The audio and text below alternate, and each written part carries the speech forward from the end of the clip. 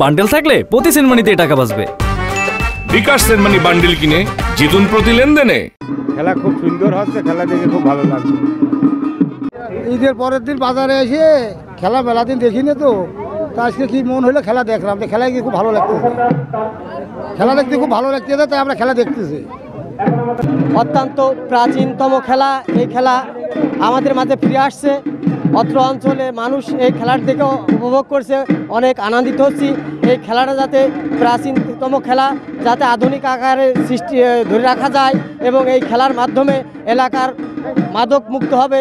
Young ছেলেপেলে এই খেলার প্রতি আসক্ত হলে পারে তারা মাদক থেকে বেরিয়ে আসবে, তারা হানাহানি মারামারি কাটাকাটি থেকে বেরিয়ে আসবে। এই আয়োজক যারা করেছে তাদেরকে আমরা অত্যন্ত ধন্যবাদ জানাই। দর্শক হিসেবে আমি খুবই আনন্দিত যে পুরনো ঐতিহ্যবাহী এই লাঠি খেলা আমাদের মাঝে আবার ফিরে এসেছে। দীর্ঘ আমি ছোটোবেলায় যখন লাঠি খেলা দেখছি সেই আনন্দে সেই ছোটোবেলায় ফিরে গেছি আবার। এইটা বলে বোঝানোর কোনো ভাষা নেই। দীর্ঘ 15 থেকে 20 বছর পরে আবার এই লাঠি খেলা আমাদের মাঝে ফিরে এসেছে। এটা আমরা আমাদের যুব সমাজ, আমাদের ভাই বোন চাচাদের নিয়ে আমরা আবার সেই পুরনো ছোটোবেলার স্মৃতিচারণ করতে পারছি। এর থেকে বড় আনন্দ আর কী হতে পারে। পাশাপাশি গতকালকে ঈদ গেছে, ঈদের পরে যে আমেজটা আমরা আজকে উপভোগ করতেছি এইটা বলে বোঝানোর ভাষা নেই।